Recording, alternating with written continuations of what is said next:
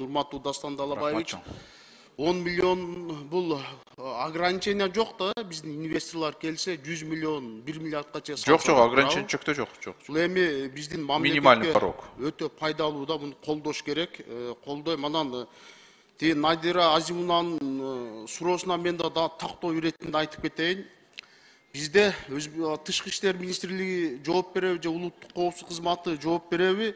Бир жылда кошуна Өзбекстандын канча жараны кирип чыгат биздин мамлекетке? Так маалымат барбы бир жылда? Маалымат жокпу? Билбейсиздер да. Надира Азимовна абдан туура айтып атат да. Кошуна мамлекеттин жарандары бизге жалаң кара жумуш менен киришет, 59 күн иштешет да, бизден миллиардтаган акчаны алып чыгып кетишип атат. Эч кандай патент, эч кандай налог, эчтеке төлөбөйт да.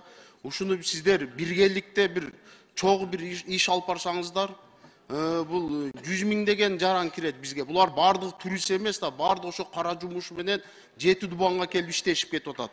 Ошону бир комплекс түрдө Ички иштер министрлиги, улуттук коопсуздук кызматы, андан тышкары миграция департаменти бир жакшы бир чечимдер кабыл алышыңыздар керек да. Патент төлөйбү, кандай бир разрешение на работу булар албайт эч качан, бир жыл жүрбөйт. Буну биз өзүбүз көрүп атабыз да. Ошол жеңилдетилген патент катары ошондой бир сунуштарды берсеңиздер, биз ошол кабыл алып берели, мыйзамдарды алып келсеңиздер.